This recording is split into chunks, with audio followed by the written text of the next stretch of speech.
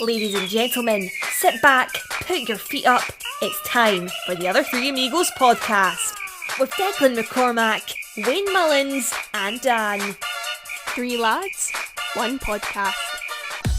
On this week's episode of the Other Three Amigos podcast, Dan and Wayne celebrate their freedom as Decky is nowhere to be found. Wayne is unhappy with the photos for the 40th anniversary. Does one of the Toe Tap members have even more connections with the club? A very special guest drops by. We have a big next season discussion as well as the mailbag and all the other usual shite. All this and more on this week's episode of the Other Three Amigos podcast. Welcome to the world's shortest recording of the Other Three Amigos podcast, as Decky is not here. So, geez, I'd say we'll have this thing wrapped up in about 20 minutes. The noise coming from Dermot Usher's car as he hears Declan McCormack isn't on.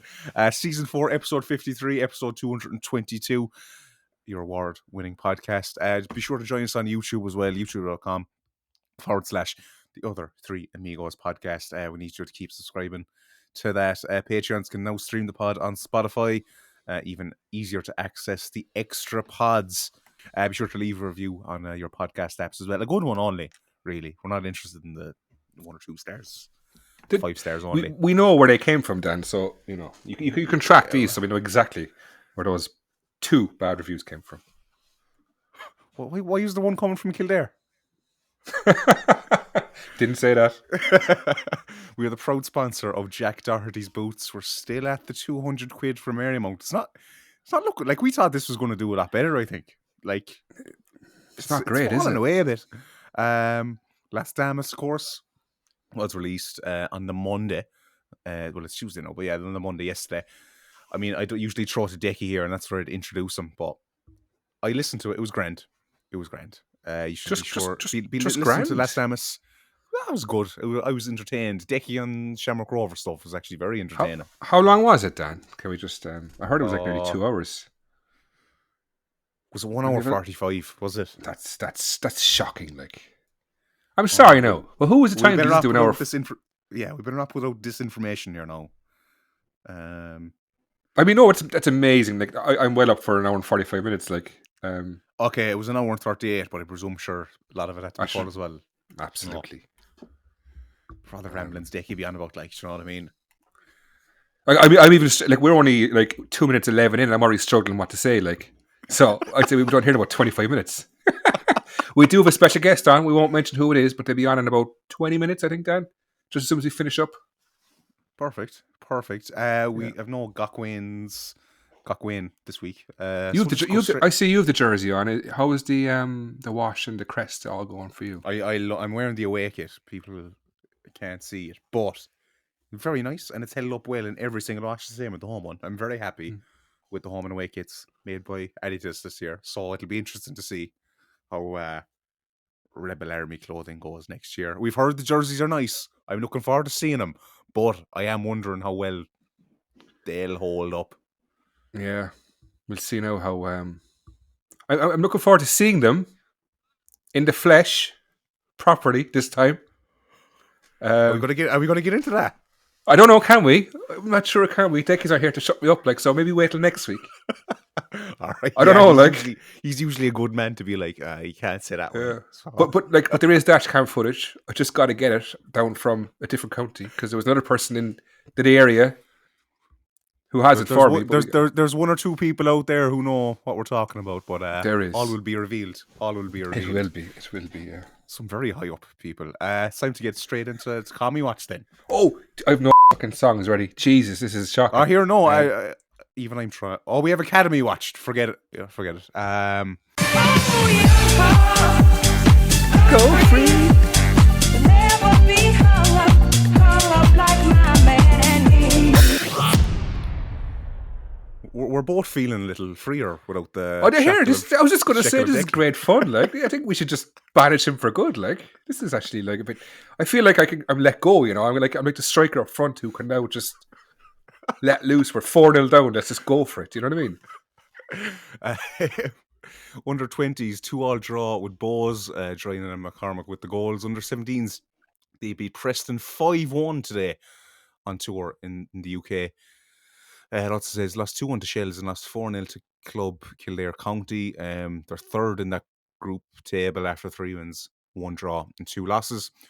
Under 15s, they played a UCD, no results to be found, and they beat the Wexicans 3-0. Under 14s, lost 5-0 to St. Pat's, went to Manchester and lost to Man City, lost 1-0 to Man United.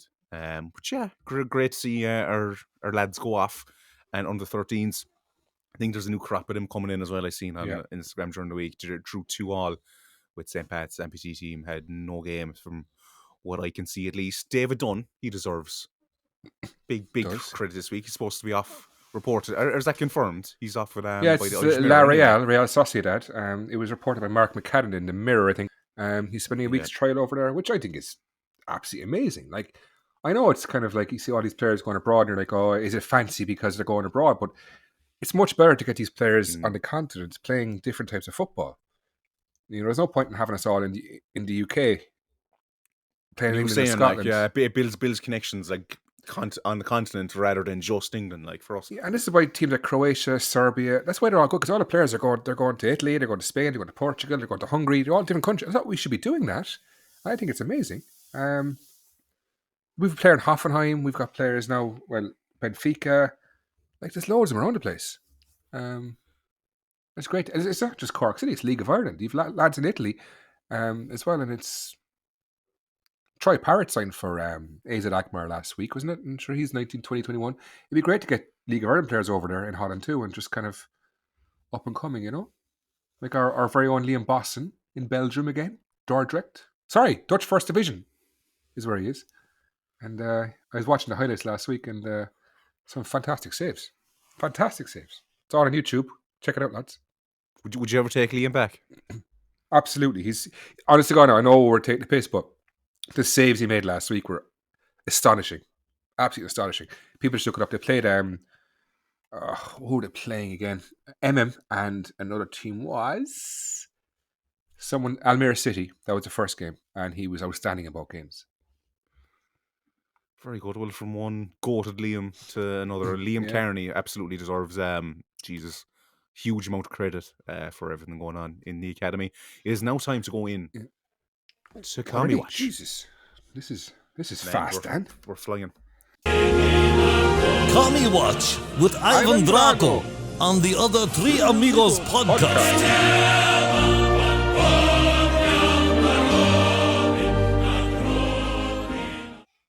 It's not like you to have a gripe with the club, is it? Me? No. Why? No. Well, I think you were a bit annoyed that they kind of sort of missed the 40th anniversary, really, did they? Well, yeah, we did. Like, the most annoying part, see, you've started me on this, like, history means a lot to me, right? Whether it's in life or especially my football club, because we've been through so much shite in the last 40 years, like between going bust and Forrest and Terry Dunn coming in 1995 when we had to go back to Turner's Cross and Bishopstown, Plonk messing that up. And I just think things like putting up the wrong crests on the website wound me up. And we put up a photograph, the very first photograph of the 40th anniversary, which is not August 19th. That's the 40th anniversary of our first game. There's a massive difference. And they put up a photograph basically stating, here's one of the earliest photos we think exists. It was from 1985. And it was taken off the Echo article from 1 month ago. A picture that also had the wrong date. There was no research done. You've had a whole year to do this. And I just think it's taking the piss, like. You can't forget our past. There's so many men and women down the years who've built this club from scratch. Like, you've got Christy Looney, Jim Hennerby, even Pat Shine in the Forest times. And it's just, I just don't think it's right to be pissing on the history of the club. Some people don't, like I saw in the forum today, a lot of people are like, oh, it's overreaction, it's blah, blah, blah. It's not really, it's our history, and you have to remember the past. That's why we're where we are at the minute.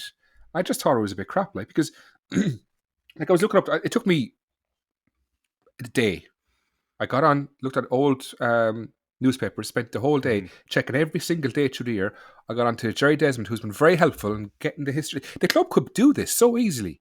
And on the back of we've got like an archive of programs. Every single program, they were trying to do it about 10 years ago. Every single program of the past, go through 1984, find a few photographs. I got onto an ex-player today, and he had 2 photographs from me. He didn't know the away team. We found out within an hour who the away team were, and his photographs from 1984. It's not that difficult. Quick history, right? On March 25th, 1984, Guinness jumped on board. March 22nd, there was an announcement in the Cork Examiner about the new club. The 1st of July in Bundoran, comes to Donegal at the AGM, Cork City were elected to the league. One of those dates is our founding date. Now, some people say it's the 13th of March was when the first meeting was in the Guinness House, which is on the old Guinness House in Patrick Street, and the 1st of July. Yet we don't say anything until 19th of August, our first game. That's not their founding date. It just wrecks my head that we're just not taking, not to take it seriously, but we're not kind of embracing our past. It's like, let the fans do it. Let people do it. Well, do you think they just almost I got the sense they kind of half forgot about it and just went, we'll just do it as the first game. Yeah, like it was like, who was it that said this week that it was like last minute Valentine's gifts, running into Tesco's and getting a bunch of flowers and a box of chocolates. And that's what it was like. Yeah. It's like, you're the football club. You should be doing this. I don't know, as I said, people are saying, oh, overreacting, blah, blah. I don't think it is. You know, I think it's very important to embrace our history, embrace our past, and remember the people who fought for this club and created this club and made it the longest serving Cork club in League of Ireland history. It's simple, really. But the 40 years isn't really long at all. Like, I mean, to us it is, though, because it's the longest we've had this football club. But like, you should be able to get photos handy, or, you know, like, there'll be information out there. We're not Celtic where it's 1888 or Aston Villa who's like 1898 or something, or you know what I mean? It's easy to find them. You go online, they're actually there. You go to Sports File, type in the right, it's there. You know, we have a Sports File subscription, I'd imagine. Go look for it. Talk to people. Talk to Jerry Desmond. Talk to people like John O'Sullivan, who was around. Talk to anyone who was around in the 80s and 90s. I was 91, 92, and I researched my history as well, because I think it's important. I don't know, maybe I am overreacting, but I just think if you're going to do it, just do it right. Stop pissing about. They'll get it right for the 50th. That's the big one. That's the big one, isn't it? But again, there's going to be people who are around now that won't be around in 10 years' time. Mm-hmm. And that's the point. We had the 4th anniversary in Clancy's 10 years ago. 30th, sorry. Noel was there. Jim Hennerby was there. I believe Pat was there. They're all no longer with us. You know what I mean? So it's important to embrace people while they're here. I know people don't give a shit. A lot of people don't give a shit. That's fine. But I think it's important. And a lot of people I know do think it's important. And the younger generation probably don't. And it's understandable. Like, you probably don't because you're younger. But I do because I was around that during the time, you know? What's your favourite memory from the past 40 years outside of the football pitch? The 30th anniversary last 10 years ago. It was unbelievable. Like, everyone just got together. We had such great fun, and there was older generations. We invited all, like, there was Charlie Hurley, Jim Hennerby, anyone we could find from the past, and they all came. Mm-hmm. Christy Looney, I think, was there. There were so many people involved. Like, there was, like, even Hugh Coveney, Simon's dad, he was involved at the start with John Delaney's dad as well. Arthur Donoghue, Kieran Lynch, Chris Looney, Tony O'Sullivan. They were all involved. Obviously, a few of them passed away years ago, but the people we could find, we brought. And that's the kind of thing I think you need to embrace too. And it was places packed. It's great fun. More guests announced for the Rebel Army Pod Live. Stuart Ashton and Pat Dolan. Pat Dolan's great. Pat Dolan's a fair few guests now at this stage, though, isn't it?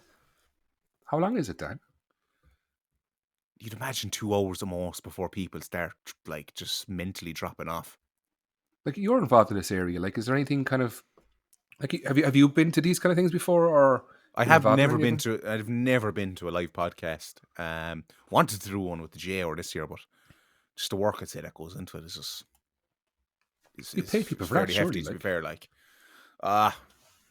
maybe not in Joe at the moment, but yeah. News Talk do it a lot today. They do. But they have whole commercial teams like set out that'll specifically do things like that, like, or they get, you know, people who normally do the broadcasters and that type of stuff. They look after that then. So it's a lot easier for them. Like for us, it'd just be a pain in the hoop. But I know. Like season 2, Decky and Damien wanted to do one, and I was like, we did one in the Horseshoe. It was like a small one, and it was about 40 or 50, I think, in the end. not to be totally rude, it looks like the sales haven't gone extremely well for this one. Now, again, as was said in the group earlier, most of those tickets will be sold in the week of. Yeah, there was a DM, wasn't there? We did Do you have want to get into it? Let's go for now. Like, I mean, Might as well. we did have a DM. It looks like only 50 tickets sold so far for the Opera House Rebel Army podcast in brackets festival. That's a max sold number. Seems kind of low, no? And they've literally, I think, just gone and counted the number of seats available versus what's not available. And then he says they haven't even released seats beyond row J to keep people towards the front to make it look more packed. And you'd imagine a lot of those seats already gone are probably by people from the club, let's face it, or like people who There's are a big gonna be in banker the row in the board middle of about 15. I imagine they're the players or staff, coaching staff. I don't know. Yeah. But why is there? I saw as well. He says there's a maximum of 100 tickets. Why is that? You can only buy 100 tickets in one. You can only buy 100 tickets in one go. He said, or something like that. He said only 50 tickets sold so far. That's a max sold number. So I think it's 50 number. Yeah. It's disappointing. Of course it is. Look, if they announce toe tap, they will know the whole place will be sold out. The thing is, if we were working together, we could work together and get it, like, promote it more. But they don't want us promoting it, I'd imagine. So, it's like, I hope it does well. I might go myself. I don't know. Pat Dolan's a great pull. It absolutely is fantastic. The rest, not so sure. We've been through that before, but it's slim pickings anyway, isn't it? Like, who else do you get? Like, as Decky said before, you'd go where you wouldn't go where I wouldn't go anyway because I wouldn't know I wouldn't be wanted there. Even if they have less beef with me than maybe doesn't want you Decky, there? but Who wouldn't want you there? That's the thing. I've heard this so many times, but who would not want us there? Is it one person or is it the whole club? I think it'd be one person. So why does that matter? What are they going to do? Kick us out? That do, so be it. Yeah. It's like going. If you go to a nightclub, there's plenty of people who don't want you there. Just like, if you go somewhere now, a pub, and you see someone who doesn't want you there, you're going to leave because they don't want you. You say, get out of here. No, you're not. You're going to say, fuck are you, like? This is a Cork City event, not a one-person event. But like, even I go on to matches and stuff, it's kind of like, even if it is the one-person event, it just feels like I'm not even wanted there. Do you know what I mean? Even though you have great crack with everyone inside. Yeah. Hang on. Do we have a guest joining us? Is there a guest knocking? Maybe he interrupted us a good time before we said it, and you know what? It's the best time to come in. Just about to hammer me, so is it? No, we were about to say something with the club that we were kind of going, do we say it or not? But no, thank God we didn't say it. Lads, you don't want a lifetime of like a grown band now, really, like as well. Okay, we'll ask Graham. Right? If you were going to a game and you knew a group of people there just didn't want you there, they just didn't like you, would it bother you? Not really. A lot of people didn't want me to play soccer either, but I just went out and played every week. So, do you know what I mean? Like, not really. Like, if I enjoy doing something, I'm not going to let other people dictate my life. Yeah, exactly. That is the voice. Sorry, that is the voice of Graham Cummins, League of Ireland, Echo League of Ireland correspondent. So, Graham, great to have you on Thanks for having me podcast. Nice to be on it again. Been a long time. It has actually, and we've no techie here, so we'll be done in about 20 minutes, so it's all good. You're getting better, so you don't need me on. It's only when you start off and you're not well recognised. Dan's brought up the show since Damien left, so the viewers are in now that Damien's gone. Do you know? Less chance of getting sued too, to be honest. Jesus, I don't know. Graham, do you have anything to add to CommieWatch here today? No at all. I have a good relationship with the club. Spoken like the Echo League of Ireland correspondent, I must say. I have a good relationship with the club, and I don't have anything bad to say about them. They treat me well, so nothing bad to say about them. anything Are you going right. to go to the podcast event? I'm surprised that I can get an invite. No, when is Oh, it? I don't even know when it is, I'll be honest. I've seen I think ads. this is actually a major issue. Do people know? I don't even know what date it is, I've actually. seen like loads of guests announced, but I probably, maybe the finer detail is in the small September, print. isn't it? That's the comedy event, isn't I it? suppose, well, if you wanted to go, you'd look at the date, like, do you know what I mean? Thursday the 5th of September. The 5th. Thursday the 5th of Oh, September. shit. That's like 2 weeks' time, is it? That's close enough, so no, I'd be lucky. It's a to get it. Thursday. Yeah, It's that's probably all they could get. It's a podcast festival, so they probably just got Yeah, that's put in true. there. No, there's some good guests lined up, in fairness, like. In fairness. Pat Donald will be good, alright, I think. Yeah, I think he'd have really good stories, and like Caulfield's always good stories as well, in fairness. And like he's actually, like, when you see him as a manager, when you speak to him one-on-one, completely different. Like, well, like, I remember driving up to appeal my red card against St. Pat's. You think like 2.5 hours in the car with your manager is going to be torture, like, and it wasn't about like our team or anything. It was just like talking about his days playing. Like, it was very good. Like, he's great stories, in fairness. Hope they bring out Tim Clancy and just throw on the boxing gloves though and have at it. You have to say stuff like that to back yourself, like. Do you know what I mean? No one's going to back down. Like, I can totally understand where John's coming from, both from Clancy. Like, I mean, every manager moans when someone else signs someone, like, and someone else has more money. It's a great excuse, like. But the last thing here we have in CommieWatch is €3 for a bottle of water in the cross. Rip off. Is it? Is it for an event kind of thing though? Like, it's kind of bog standard to me. You would have said $2.50 anyway, I think. Well, I suppose if you're at a concert, €3 for a bottle of water is probably cheap. So, Yeah. And Like- to be honest, probably should bring your own water. To be fair. Come on, would you remember? You wouldn't remember. If you're going to a game to drink water, will you stop? You're not allowed Bring to your own, the like. top in though, aren't Yeah. you? In that, just put a spare cap in your pocket, like. well, like, just have it in your hand, but you're definitely not allowed the tops because you're throwing, basically. It's a weapon. for the distance. But sure, I was given Coke Zero in the cross the other day. I had the cap on it. What did you? Okay. But am I outing someone here now? I don't know, maybe, like, I remember before going in, like, It used to be that way, but I'm not was- sure it's that way anymore. okay, fair enough. Times have changed. We head to the mailbag, Wayne, or are we going to go on to the match review? Go to the match review, I think.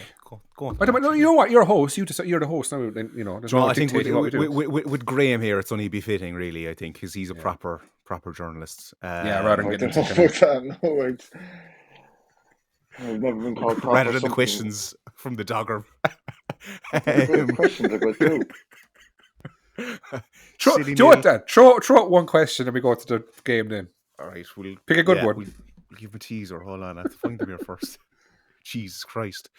We had 27 questions, lads. Christ. Oh, Jesus, we won't get through one anyway. Philly Crowley says, who has been City's best footballing export? It's got to be Kevin Doyle, isn't it? Surely Kevin Doyle. Like, he's the most Irish caps, doesn't he? Like, and in fairness to him, I know Shane Long did well. Like, Doyle played more games at City. Like, did Long ever actually make a senior appearance at City? I think he made a Munster Senior Cup twice or something. So I couldn't, like, I know a few others. Kevin Long has played in the Prem, Ryan Donovan, but not like, it'd be Long or Doyle, surely. Well, Wayne? You can't disagree with that. It has to be Doyle, really. Andy Packer played once for Cork City against Waterford and he went off and won the Asian Champions League, but who is he? Other than that, it has to be Doyle. Right, in match review, City 0, Derry City 1. We did a player ratings test feature after the game on Friday. We'll come back to that first. We'll do a general outline right now.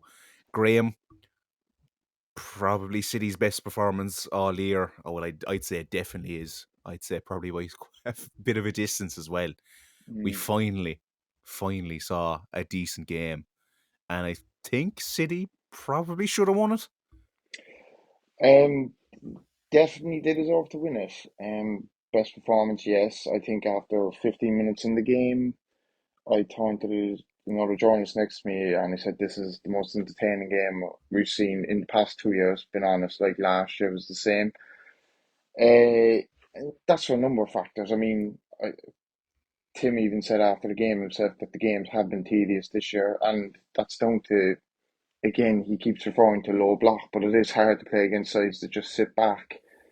And you have to just keep the ball and try and move them. You can't play fast balls down the line every time you turn over because they're set. You could see Derry the other night, like the midfield was high. If like it kind of looked to me at sometimes I was thought like Derry were a bit disrespectful to City at the start of the game. I think they kind of got a rude awakening because I was looking at McAlely centre back and I was like, he is actually strolling around like he thinks he's Virgil van Dijk. I literally was like, he's walking. I was like, the two boys will have a field day off him, and they did. I thought like Rory and Maguire linked up very well. It was like, I know everyone raves about Shawnee, but I thought Rory was like the better player on the night of the two, and that's probably because he's a bit fresher. Shawnee's more sharper, but he was winning every headers. He was running himself into the ground, and it was the player I admired from the very start. Like, I mean, people who have read McCauley might kind of question him towards last year, even though everyone said he was amazing, brilliant. I was kind of saying I need him to do more work for a team that's struggling. But the other night I couldn't question that. I thought he was superb. Um, and then like Maher makes a couple of unbelievable saves. Like, I mean, his one from Keaton, the volley at the end, is unbelievable, and he got him out of it a lot. Again, like I said, it's just that low block playing against it with City. Like I still felt like it could. I know everyone was on about the refereeing performance, but I think he did City a favour in the first half. I thought McLaughlin should have been sent off. I thought it was a very bad challenge. We were saying in the press box, we were like, the home crowd were going, ooh, so you know something's bad.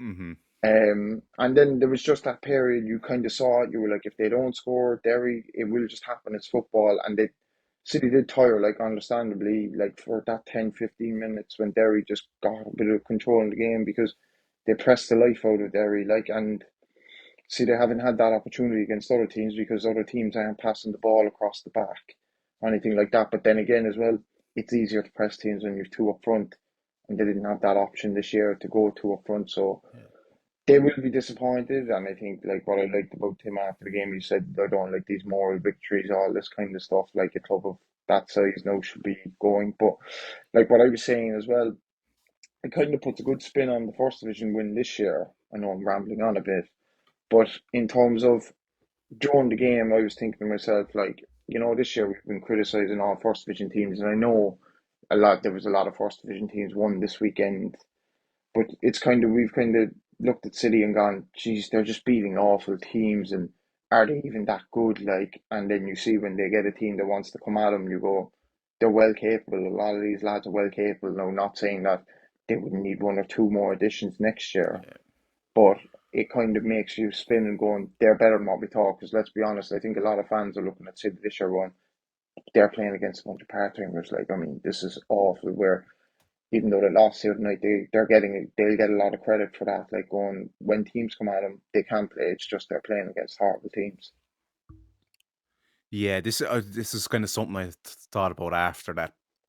A worry I have is, will people now think, oh, this is grand, we're going to finish 4th, 5th in the league now next year, and they're not going to bring it like Derry. I don't know. I don't think they gave us the respect we probably deserve at the times.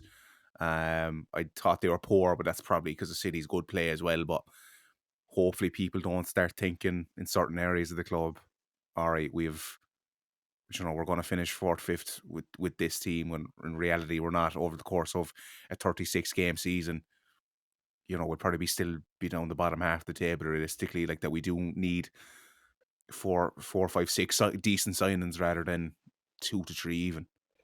Look, I think, like, again, for one-off games, it's very easy to get up for it as well. So, like, I remember Roy Keane, like, he even said it, he was saying the very best are consistent 36. He was criticising United, saying, like, it's great getting up for a cup final, but, like, your bread and butter is the league.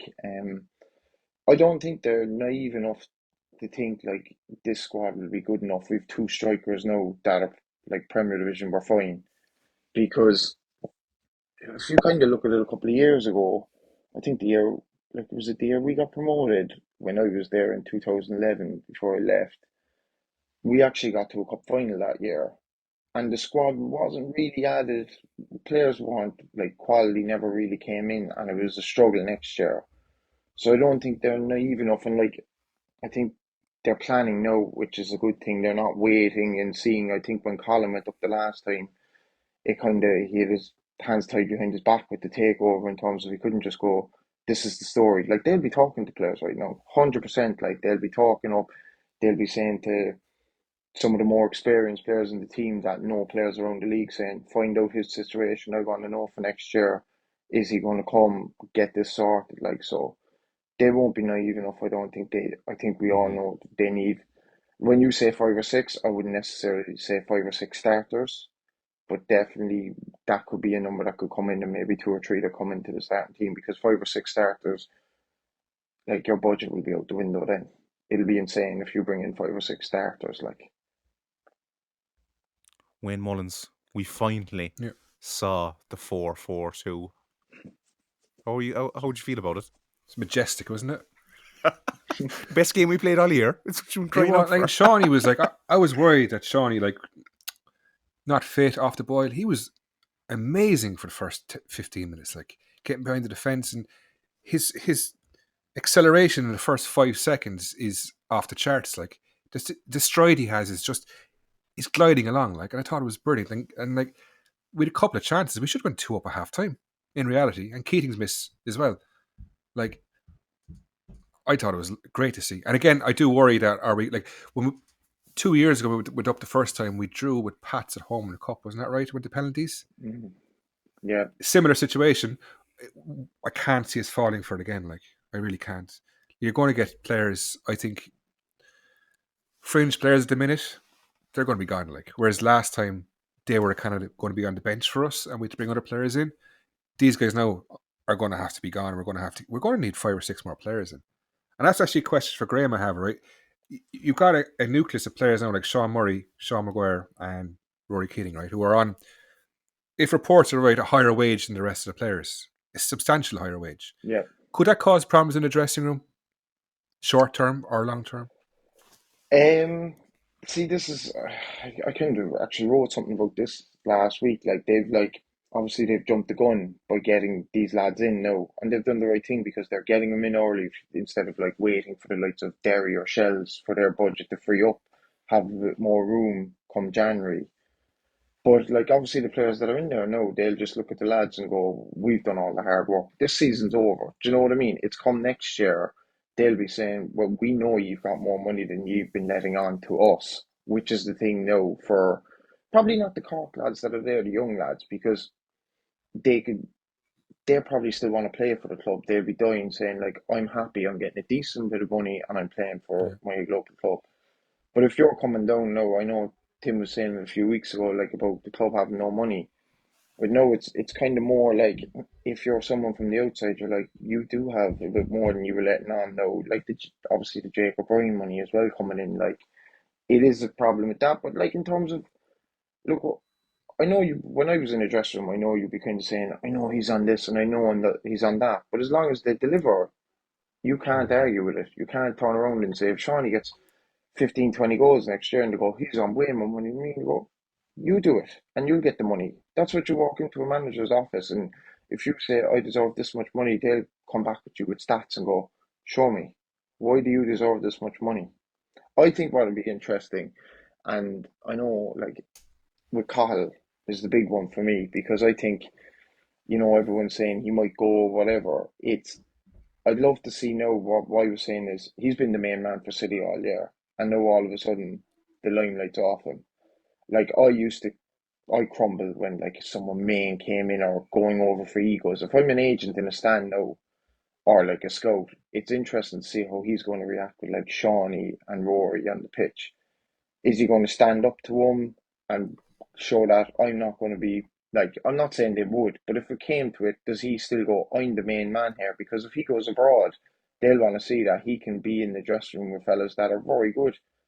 And like it'd be interesting to see how he goes now. I'd like to see that because he seems like, to be fair, he's a lovely player, everything, but he seems a very quiet lad. No, I don't know him. I'm just judging by what I see on the pitch. I've never spoken, never heard anything really about what kind of lad he is. But like, you'd like to think, when Rory and Sean comes in, everyone's like, they're the main men now, and like, they are like, and like I said, even going back to the point 4-4-2, like with Sean, his age, I know you said he's electric, but playing the two up front as well, you'll get more years out of him. I know everyone might be saying long-term contracts, but you're saying two up front, less running for the one fella. He's not getting battered every game, and it saves Shawnee to get that explosiveness then when he's on the ball. Is it viable to go 4-4-2 next season? Like, will we Yeah, just get run around the midfield? but there's not as much like. But it's not like sorry, no, it's not like you're playing Man City or someone that pops the ball through the midfield and Yeah. they're like intricate passing. Like if you're smart enough, like you've seen the other night, one of the players just dropped in just to show an option to give the ball, and one went long. And it was very simple. Like, and then you had two men in the box. I mean, basically all year you have City have been kind of playing 4-4-2 because Jack Doherty doesn't really come back anyway.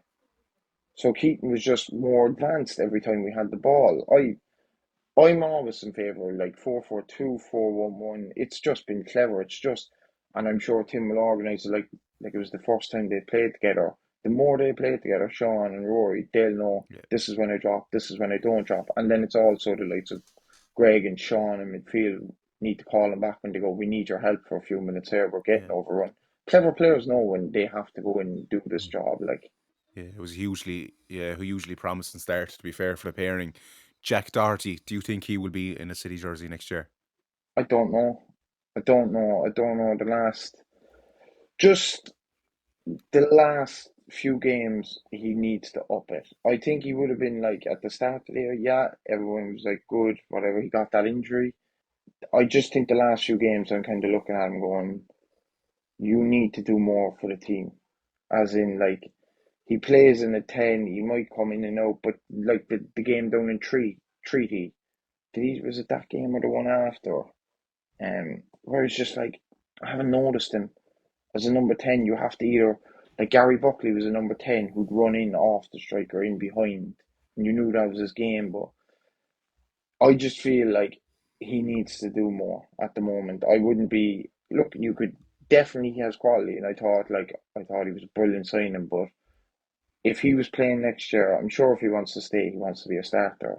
But at the moment, where's he going to play? Like, he would be a good player to have in the squad, but would he be happy coming in and out? I don't think his performance at the moment would be good enough to play in the Premier Division. That's why he wasn't probably brought on the other night. You need a goal, he wasn't brought on. That probably was a bit bizarre, bringing in Cian Murphy. Like, did we just, I don't know, have no one? And I think that change was made late as well, to be fair. I mean, we should have brought on more people, surely. But is that just him I don't not fancying Jack? No, I think like Cian, the way the game was going, Derry were tired. So you bring pace on against tired legs. You don't get someone who's going to come short and look for it and like nice little passes. If my legs are gone and someone quick is coming on, I'm like, oh no, I'm worried. This is trouble for me. You don't want to be playing against a fellow who's going to run all day. I know he's not a goal threat, but then you had Shawnee on the pitch and Rory on the pitch, and you're thinking, they're our goal scorers. This fella's going to do all their running now because they're tired from doing running. So I would have, like, if it was me, I'd be saying, bring pace on when they're tired. I wouldn't be, you either bring pace on or you bring someone who is just going to win headers in the air. That's what I think when you're behind. 85th minute though, wasn't it? I think. Could be wrong. It was earlier than that, wasn't it? Let me just check Sofa score there 1 second. 76. Okay. I thought it was later. Yeah, so. Is there anything else, Graham, you think Tim could have done then in that game? No, because I mean Charlie went up towards the end as well. Like, I mean, that's your other option. You bring him up and he got that goal against Treaty. I think it was just like a manager can't tell a striker how to finish. Do you know what I mean? And like Rory, the one off the line, it's unbelievable recovery from Carl. And do we have Decky to thank for that after he called? Was it called shit last pod?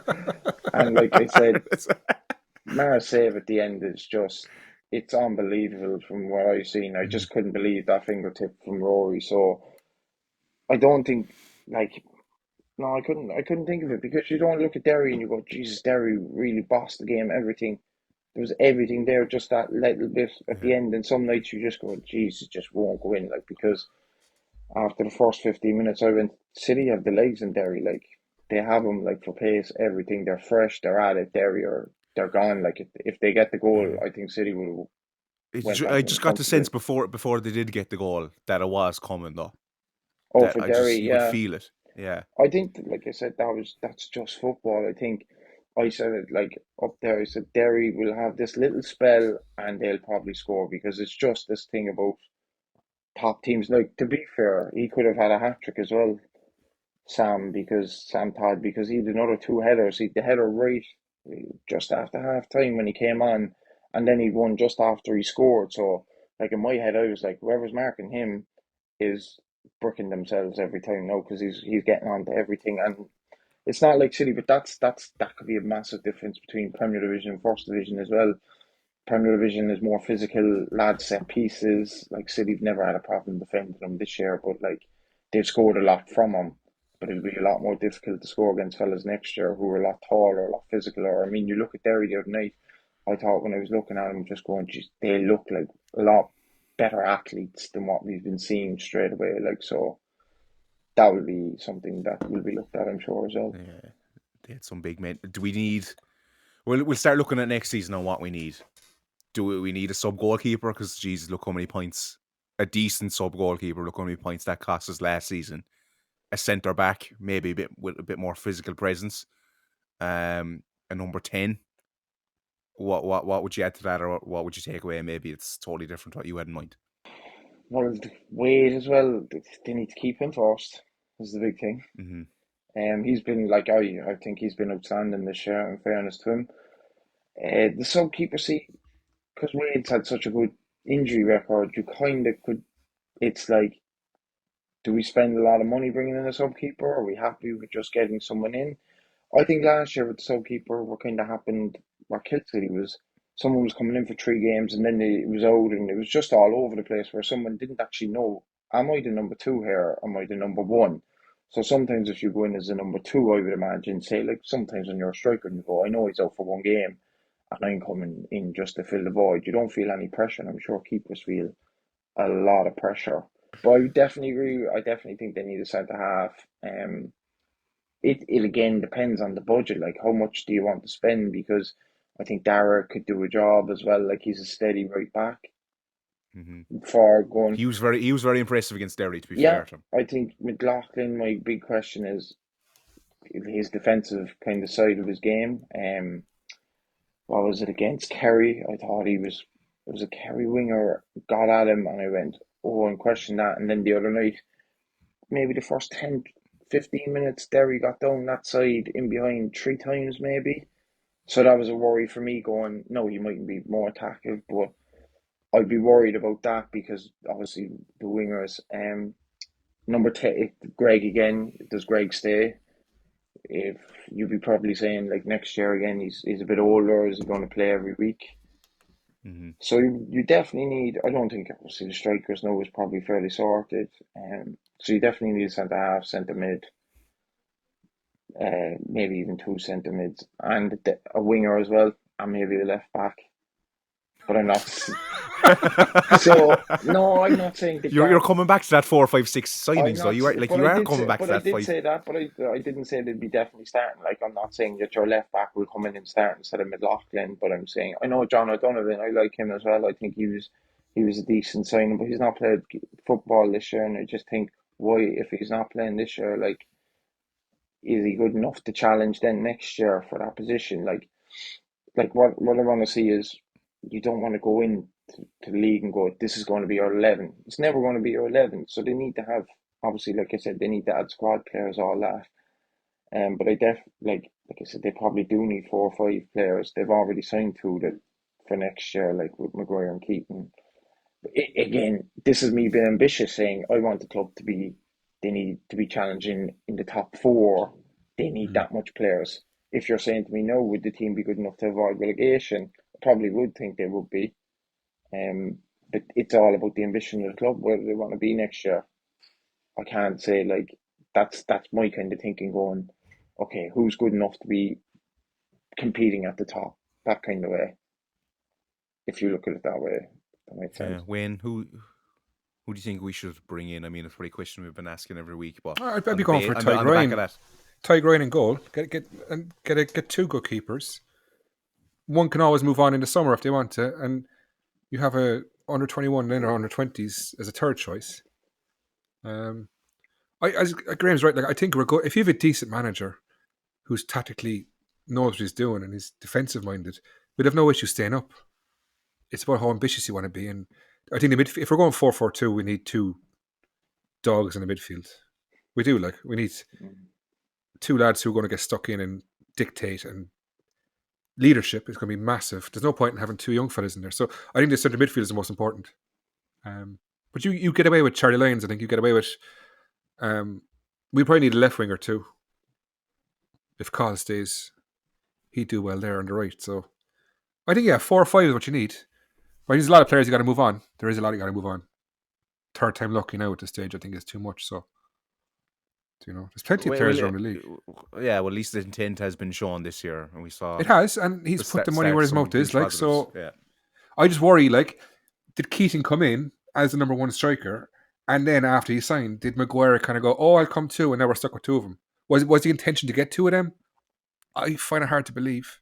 I don't think they went, "Let's go 4-4-2." I think it's just landed. But I think it'll work out great. I think they'll really enjoy playing with each other. Was it the plan? I don't know. Was it the plan? Like that happens in football. Like you don't plan it. If an opportunity falls your way, going, this fella's available, you go, we'll take him. Like plans can be altered. Like I said, like they don't even have to go 4-4-2 next year. Like I said, they could go 3-5-2 as well. They could go back to. You couldn't do it the other night because he's had no time to work on it. But if you go the off season and go, we can work on this, we can do this way. That's something, again, if they do that way, then they'll need to try to sign another 2 or 3 centre halves. Difference, like, so you have to get your shape right.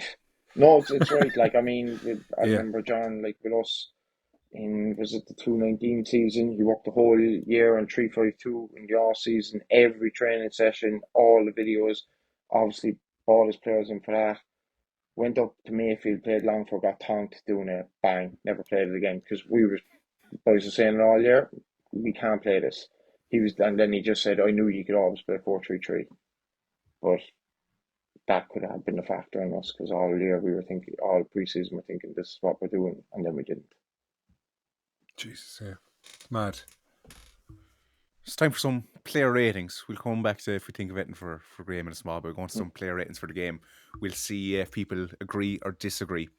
Tim Clancy got so we asked the toe tappers. There was 140 entries in here to rate everyone basically on a scale of out of 10. Yeah. Tim Clancy 6.4. I suppose that's between a 6 and a 7, like, but Graham, I disagree with that. Like, I mean, he could have easily been one of those managers that just said, I'm just going to shut up shop and just wait to get beaten. He went for it. He brought on the subs. They absolutely battered Derry. It's not like he got his tactics wrong or anything. It's not like Derry overran the game. How can you say City was 60%? So they weren't like Derry. No, I completely disagree with that. Like, I mean, like I said, he can't tell a striker to finish. Like, so the ratings are quite low, actually, and I'm actually shocked. It's the first time I've seen them properly, and they're quite low. I'm not. I've seen my ratings after games. I always thought it was high, but City fans low. Sorry, we have Bradley Wade 6.67%, Dower Crowley with 6.15, Keane Coleman on 6.11. Charlie Lyons on 6.54. Evan McLaughlin 6.73. I'm surprised he got the highest there now out of the backs. Sean Murray 7.6. Greg Bolger 7.04. Malik Dykesteel 5.75. Cathal O'Sullivan 6.56. Sean Maguire 7.71. He was the MVP. Rory Keating, 7.36. And yeah, that's Harsh in the defence, I thought. that's the roundup. Very harsh on Charlie Lyons and King Coleman. See, see with me, like I'm like that, and I'm like, do you know, everyone has their favorite players. It's like you just vote for your favorite players, and I think with the defense, from what I'd say is they didn't have anything to do, so like people probably didn't notice him, which is a good thing. I never noticed the defense going, "Whoa, he was excellent. He made some block there," because they had nothing to do. The City overran him. I think the Dykesteel one is very harsh. Like I've been saying the last few weeks, he's not been playing well. He put Shawnee through in the first half when he's fired across goal. He did, to be fair, And but he- there was a lot of periods of that game. I just thought he lost the ball. Like every time he had it, But you he gotta just like, ended up losing it. but you can like your manager can say that, like, take risk. There was a couple of runs. That was his best game I'd say in a long time. Long time. I thought he was positive every time he got possession. I thought he was very good. And I'd normally be like, Jesus, he's frustrating the life out of me. Like I said, there was when they played Treaty, there was a time where he was just standing still and McLaughlin was actually pointing while he had the ball to say, you need to run in here, like, to get the ball off me. That's my only one. I would be like, that is very harsh on him. Right, we had a bit of technical issues, unfortunately, here on Toe Tap. When just to quickly pick up on it, like the rating system, like it's a 1 to 10. So the way I was looking at it is 5 is the average because that's in the middle. So I'm like, if you have an average performance, you're Not in getting football, a 5. though. Yeah, no, I see. Not in football, though. Like, average is 6, usually. If you play okay, normal, it's a 6, 6.5. 7 is you played well. 8 is you made a contribution of a winning factor, I think. Like is the French newspaper L'Equipe, I think it's called. There's like been 12 players in the history of the newspaper that have got a 10. So they're very harsh. Most of the players they do your rating of 5 being average. I think here 6.5 is like you did all right. Below that Okay. you were shit. I think. But then again, Decky's thoughts and mine were completely different. Like, We had this yeah, argument on Friday that his were completely different to mine. was Evan McLaughlin really better, that much better than Darragh Crowley? I would have said it was the opposite way, like, to be fair. Yeah. It's mad, But really. people are going to It'd be have, interesting to see how it their works. own opinions, like, and we'll be interested to see, like, throughout the rest of the season now, like. Do you know what Graham's right about Malik? I know I was actually harsh on him too, but you give the ball away because you're trying things. Now, I know there's been a few chances on goal he's kind of bottled, but I do think 5.75 is harsh. It is a bit. Graham's right there. And I found him very interesting. He's gone now. He had to jump off because he's got babysitting duties and stuff. But I thought it was. I was listening. I found him very interesting. Very detailed. He was very entertaining, to be fair. And we keep blaming Decky for these pods rolling on. And we're I about know, 50 minutes in. Well, it says 1 minute 49 here now, so we're back to square one. Now we fly for a Right. second. I'll quickly do the one word. Do. 2 words, sorry. Tales from the East Stand says appeal it. Duncan Noonan says surprisingly encouraging. Darren O'Keefe says green shoots. David Crowley says optimism 2025. Colm Nolan says registered players, ? David Crowley says awful reffing. Cian Rebel Hibby says cowardly ref. Chris Smithers says C-word ref. Billy Darnay says unlucky City. Jack Kennefic says effing corners. Billy Darnay says Shawnee Maguire, or here's another about him, effing magic. Philly Crowley says lackluster finishing. Conor O'Brien says proper performance. Philly Crowley says promising signs. Topper says wasted opportunity. Anthony O'Sullivan says proper pressing. LY Observer says questionable substitutes. John Fitzpatrick says missed chances. Dara Hogan says better team. Paul Malone, not offside. Bob Barry, ticket prices. Luke O'Mahony, it's been a year since we got to watch an actual enjoyable match, and it's going to be another 6 before the next. It's just shit. A horrible narcissistic ref and too many missed chances. Bollocks anyway. It can't rain forever, I suppose. Ian Draper, great performance. Ian Crowley, promising performance. Thomas says building blocks. Darnay says performance 100, officiating minus graph. Anthony Falvey, heads high. Garrett the Shitsfield Barry says not paying. Pat McCarthy, excellent performance. Max Bradshaw, strikers needed. Jack Keller, really positive. Roy O'Sullivan, great game. Joshua Kelly, Maher Wall, Daniel Casey. Anyone surprised? ? It's not me. DB says F and ref. B Cronin says the ref. CL 2023 says Derry Shite. Kevin O'Connell, mischance. Jeez, how many of these we get? I'll do 3 more. The Donny Ford Ultra Mega Sergeant Platoon says, looking promising. Shite ref. Kean says, effing robbed. Liam Roach says, should have scored. Do you know how we know when we're big shots? We've had 2 Shamrock Rovers fans messaging. The Shamrock Rovers podcast, which is Tales from East Stand, and Colm Nolan. Oh, yes. Or Colm Nolan, as he's in Cork. There's 2 Rovers fans who were messaging us. We're massive, Dan. Massive. I can't wait for next year. The absolute carnage we're going to cause in the Premier Division next season. We can't wait. Decky and the Shamrock Rovers thing is boiling up nicely already from the last Amnesty. Like, it's going to be mental on the men's side. Yeah. And we're hopefully going to actually be able to score goals this time. Like, so. It'd be good fun. It'd be nice to do a pod when we're actually challenging and the whole club are just behind each other rather than tearing each other apart for the last 3 years. Don't be losing the run yourself just yet. We'll see what happens when we get there. And that concludes the end of the first half. Toe Tapper. Come back to us in the second half. We're going to have the Cove review, or Cove preview rather. We'll probably find something. Let's talk about the mailbag, and we'll find out if Gary Hunt is under pressure, I guess.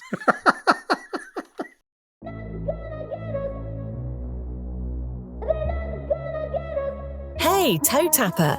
As you know, everything is increasing in price. Extra small clothes, anger management classes, raw liver is the same price as gold. And kids' sweets used to have 20 per pack and now only have 5 in each one. And Jack Doherty is on course to score 100 goals. And he's going to bleed us dry. We need you to help the gang by joining our Patreon for exclusive pods, news and much more. For $5 a month, you can ensure that Wayne doesn't smash up his laptop, that Dan has really small clothes, Eileen is satisfied, and Declan gets lots and lots of jellies. Head to patreon.com/ToeTap to support the cause.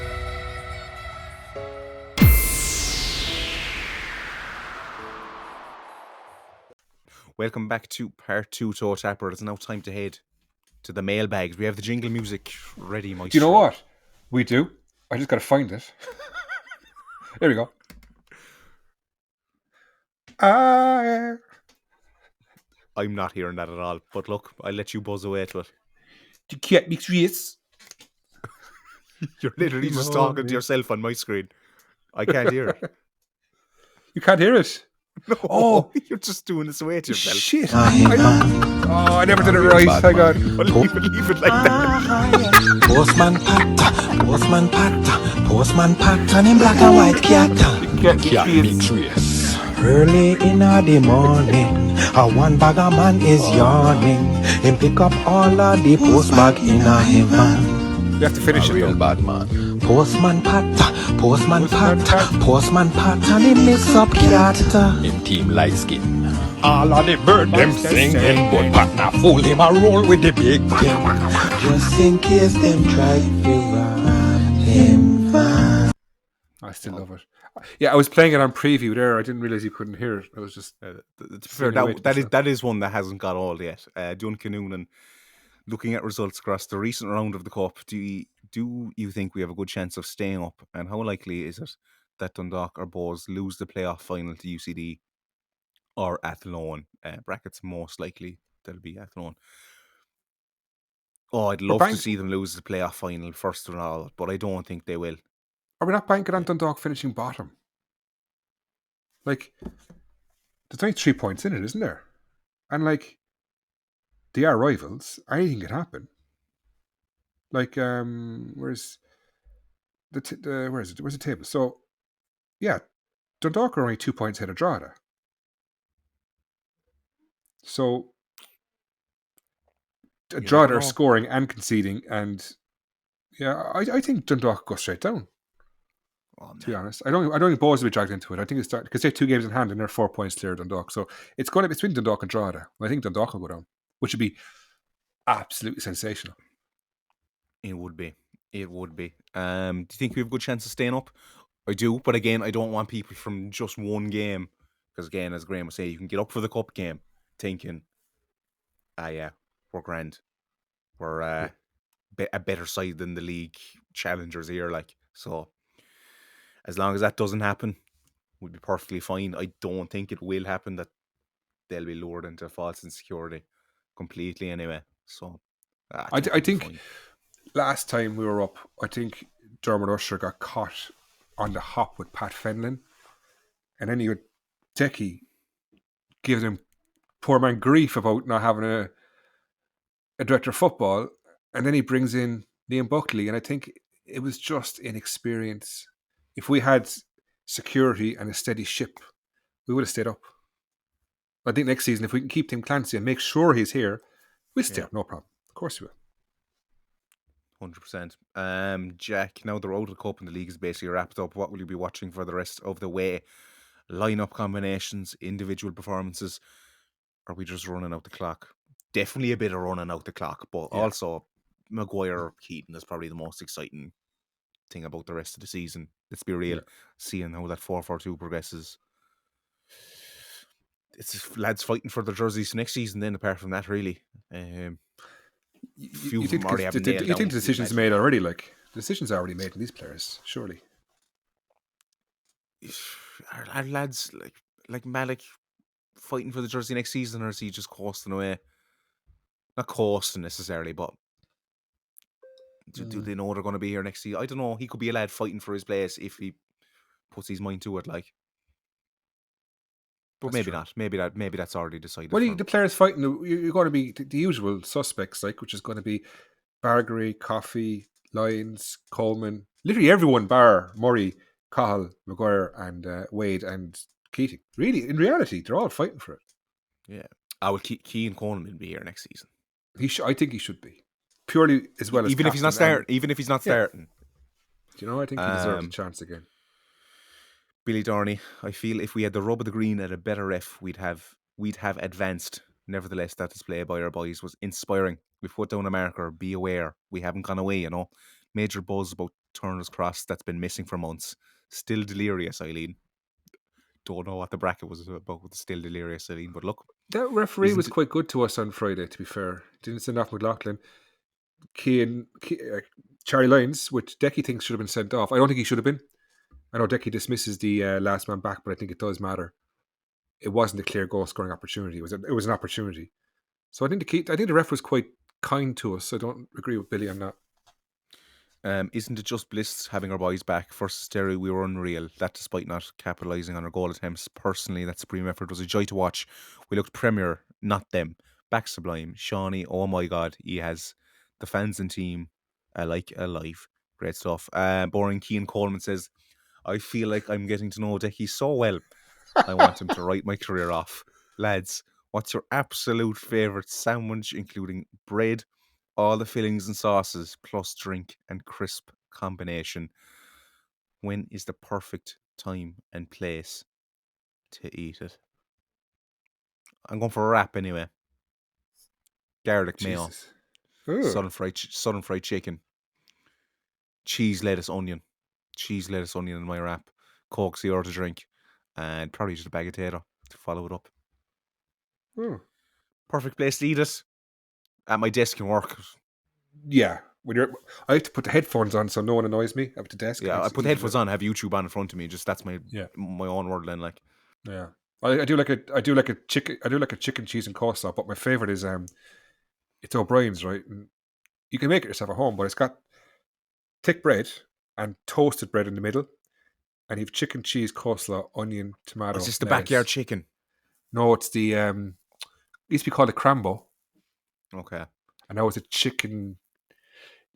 What is it? It's a chicken triple decker, but it's not toasted, just a middle slice. Make it at home. It's unbelievable. You have to cut it in like triangle shaped, bit of salt on top. Buffalo hunky dory crisps. It always tastes better triangle shaped. Absolutely. When you go to a funeral or so, it's like, those sandwiches hit different. Like, exactly. And you know what? A tip for parents, right? Kids, if you're making kids sandwiches, they hate the crust. Cut it in 4 triangles rather than squares, because there's less. They won't eat the crusts. There's less crustage. There's still the same amount of crust, but it looks less, and they get more bread. That's it. That's there. I should be on what was that news talk thing called? Dad's. What was it called again? Dadcast. I should be on Dadcast. Jason Shannon, the worst ever toe tap era 11. Look, we all know Decky has to be there for that one. So yeah. Sean says, which of the amigos is going to the live podcast? Looks like Wayne only, really, at the moment. I think I might go. It depends. It's a Thursday night, though. It's a bit... people and parents and stuff and family, they do things on weekdays. We'll see. Philly Crowley says, great performance Friday night. But why do you think there wasn't more changes made? Especially when City went behind. It's because Tim doesn't like Jack Doherty. Or not that keen on him. Is Jack Doherty injured? I don't know. For €200 from every month? No. Luke O'Mani. Extremely enjoyable game Friday. Top atmosphere, should have won. More than enough chances. It's just a killer as we have waited a year for a game like that and now have to wait until next season. Back down to F and Cove again now for another emotionless experience. Roll on 2025. The one we got to earlier about the footballing exports. Connor says, I was in Sports Direct and saw, I presume, 2023 away Cork City kit, aged 5 to 6 for €60. Is a club behind that atrocious price? Also, what were Decky and Howie talking about on Friday before the game? What? They were not. What? Wait, I didn't know this. Thank you, Connor. That will be. We're going to have to have words now. I always suspected he was sleeping with the enemy. Stasi. I always call him the Stasi, like one of those East German police. Or what were they called? Yeah, it was the Stasi, wasn't it? That's a bit... Jesus. Interesting. If it's not Tim Clancy, it's Aaron Howe. I know, exactly. Jesus. Maybe he's a double agent. Maybe he is. Ian Crowley says, have the club capitalised enough on the 40th anniversary or has been wasted opportunity? No special merch / throwback programs, etc. Could they have gone down the route of Bose and released a special edition jersey other than this year's home kit obs?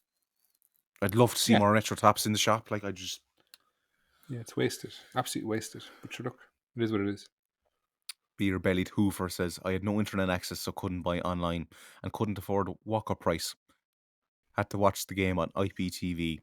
Am I going to hell? No. You get a pass, my son. Well, he'll be in purgatory for a while before we decide on that. Yeah. Sham, mighty game in Turner's Cross Friday. Savage football played by City, just couldn't capitalise on chances, and the ref was no help to us either. Do you think Keats and Shawnee is a sustainable partnership going forward? Both kind of suit one striker systems. Yeah, I think they're going to love playing with each other. I think they'll both realise we can just... For God's sake. I had to be taught up somehow. Big man, small man, eh? But yeah, I think they'll have a great time playing. A great relationship, yeah, exactly. Build it up slowly. Henry says, discuss no qualifying rounds for Europe being shown on TV. Well, Shamrock, sorry, I should say. God. Bodo Glimt and Red Star Belgrade's on Virgin Media now, like, it's mad stuff. But look, I haven't paid attention to Europe this year. It hurts too much. LOY Observer, can you start charging Dicky for every wants to call a player shit? Kieran Call must have listened to the podcast. I wonder, lads in the way down, if other teams be like, go on, I'll have a listen here, see. I doubt it. Would you listen to some fucking Bose pod? I wouldn't bother me arse. No, but like this one. Yeah, true. Would someone pull a bit of motivation? If you hear it, if we heard something on the Rovers one, we'd probably Decky'd probably tip off Howie on the secret meetings on a Friday night. And they might say it to the players, who knows, we gotta watch this Decky fella. He's seriously, he's playing the field here, left, right and centre. I'm actually really upset over this. Ian Crowley says, do you think we'll get a ball playing centre back this win? No. And if so, would you drop Coleman? I don't think we're gonna get a ball playing centre back this win, no. Would I drop Coleman? I'd have Coleman, I don't know what to make a Coleman for next season, He won't start. I just don't yet. Yeah. We'll see. You never know. Garrett, the shit's real Barry. Did Dan score up in the mountain Friday night? He was trying to maul the face off all the women at a 21st. The dogger was watching. Yeah, someone messaged me on Twitter about you. What did they say? What I can't do anything. Dan Watch, he's just gay crashed. Gay crashed? Gay crashed? Gay crashed, potentially. Henry says, thoughts on the atmosphere Friday. Personally, I think it was best since IFHS in 21. I fucking hate Shelburne. Yeah, I wasn't at it. I had COVID, so. Garrett, the shit's real Barry. 3.5 attendance. Surely that's a kick in the teeth for the rip-off prices. I went to the pub instead because I'm not paying the money to watch that tripe. By the way, why was he in the mountain at the 21st? And man nicknamed the Dogger. Interesting. I heard it was a good game in the end. Maybe I'm a Jonah. A what? A Jonah. I thought I heard the attendance being 3-1, but I might be wrong. I don't know. I didn't hear it. Was it 3-4? I'm sure. Look, something in the 3 mark anyway. Not great. It's not great, really. You'd want over 4, but look. Yeah.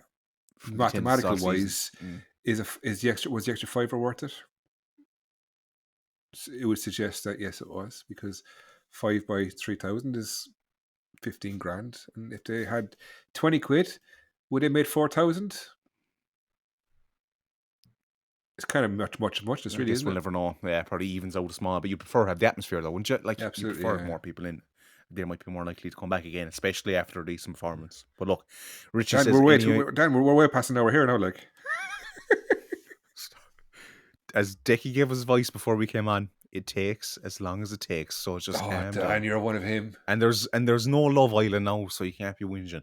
Richie, any ideas when we might? Sure, all we have to do is Gary Hunt Under Pressure, a bit of a Cove preview, which is going to be like a bit of a Cove preview, because Decky's going to be the one studying him all week, being like, oh. You'll have the pins out in the fucking whiteboard or whatever. Be like, oh, we need to play this. Me and you will just be like, yeah, be grand. Like 4-4-2, get the ball in the box. Richie says, any ideas when we might see the new Rebel Army kit for next season? Well, I nearly saw it 2 weeks ago and I didn't. We'll have to wait until Jackie is back to adjudicate. No, we wait for dash cam footage.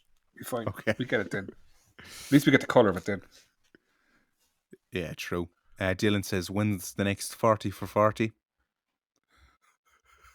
Well, to be honest, we've had a lot of illnesses and holidays. I would say soon. Yeah, Totap has been fairly plagued, and another member fell tonight. I was so sick. I watched 31 episodes of Quantum Leap last week. The new Quantum Leap. I watched all 31 episodes in 2 days. It's only 48 hours a day in 2 days, time. Jack Keller says, after City playing Shawnee and Keats in a 4-4-2 and putting in a really solid performance, how raw is Wayne's knob? Well, yeah, fairly, to be honest. Like it's exciting though, isn't it? If only we could fit Jack in there, it'd be perfect. The Donny Ford Ultra Mega Sergeant Platoon says, Shams considering blocking RT for not showing European matches. Fair point, or bunch of pricks. Well, better not be careful with the P word again, because I think it's all empty threats. I think if it came down to it, they'd give in. I don't like. He was on OTB today. What did the CEO? I can't remember his name. And they asked him directly, like, would you follow through with this, or is it all kind of pillow talk? I suppose you call it. And he kind of ignored the question. So I don't. If it came down to it, I think it's empty threats. To be honest, that's my opinion on it anyway. I hope they would. I think I'd have such respect for them if they did stand up to it, but I don't think they would. Jock Cotty, every player you take up with us next year, and then he says, is Malik good enough? Do you think? No to the second one. I'm not taking him with us next year, to be honest. Brad, obviously. Charlie. Coleman, whether he's starting or not, look, but I'm taking him up. Crowley, McLaughlin probably. He's been very good at some points of the year, but yeah, he is playing out of position. Taking him up, like I'm probably still taking him up on the bench, like fill out the bench too. Bulger Murray, well, obviously. Bulger, he's gonna be 30. He's gonna be 30. You what? Like he'd be too old. I'd love to see him there, though. I don't know. Like he'll get some games anyway. He'll definitely get some games. O'Sullivan if he's around, and then Keith Shawnee, like Doherty, Jesus, We just Struggle, have to see isn't him it? the last while, like.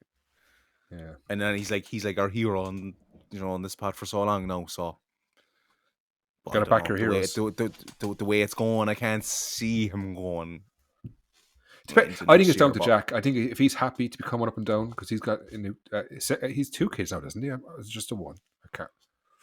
Not sure. Anyway, if he's up for it still, he won't. I don't think he'll start, but I think he'd be a great player to bring on if we needed a goal or something different. You know, we needed one Friday. Yeah. If he wasn't coming on, then yeah, he might not be around. Anyway, are we in reality going to play 4-4-2 against Shamrock Rovers away? We're not. So it's going to be Keating or Shawnee. That's when you play Jack in the 10. But then again, he's not defensive enough. I don't know. This is why Tim Clancy gets paid a fortune. So, well, that's Decky how much Tim's on. What do we have now? Queenstown review. I mean, just here. Come on. 2-0 City. 2-0 City. Has to be. I think 4. 4-0 City. I think 4, and I think Maguire and Keating are going to score twice each. Keating needs a goal. He's snapping at chances. He's really snapping at them. And I worry, is he a bit rattled with the Shawnee? This is why I wonder, is the Shawnee thing and Keating, was it a plan? Or is it a case of he's arrived, he's the hero, and then fucking Shawnee walks in the door and he's like, what's this? So we need Keating to score. If I had a choice in Keating and Maguire to start, I'd start Keating every day of the week. Every time. I love Keating. And I really want him to score. Would you start? Oh, Maguire, I thought looked different gravy. Like he will once he's up to fitness now. Oh yeah, he's a fine, great player. But Keating's just my hero. Like, oh, what a legend. There's only one question that remains now, Wayne Mullins. Yeah. Do we have get the music ready? What's the music? What do we have? Decky added Under Pressure. Oh, I haven't got it on this one. You see. I thought he might add it into here now. So is he under pressure? No. They won 2-0 against Kerry. They've had 2 wins in a row. Yeah, but he will be next week. 4-0. I put in a load of detail on the Kerry. Oh yeah, so they're 6 on 35 points and 2 points behind the playoffs. They're not going to win next week, but I think he's done a great job. I really do. So I don't think he's under pressure. Do you? For now. For now. For now, yeah. We need a jingle. We need that jingle back, yeah. If he did get him into the playoffs, it'd be some run. Yeah, it would be, in fairness. No, that's not been a run already. Anyway, I'm rambling. This concludes this episode of the other Three Amigos podcast. I presume Decky will be back next week. We'll have no idea who'll drop. Somebody could be you next week. Who knows? Like, it's been one of us every week, so God knows what happens. Anyway, I think Demetrius, what's his name? Marshall Demetrius is also dropped for tomorrow, so I've got to edit this. Is there anyone left? Really, like? Eileen just didn't want to do the pod tonight. She was like, I was so scared to ask her yesterday. I was like, I'm not asking her. I'm too afraid. Lads, I'd say they're just making excuses now. If there's anyone out there who can host a podcast and be backup, will you let us know? Or anyone who wants to fill in if we need us, don't drop us tell them that, because pod at totap.ie. You know what happened the last time he put out some call? Well, Decky is HR manager, and he's the one who's going to be what's the word we use? Screening the candidates. Screening them. You got to meet him. You got to bring him for dinner. Make sure you think with that before you apply. And make sure he has a good night, Absolutely. Yeah. Thanks, Dan. Adios, amigos. Adios. The next episode will be available very soon.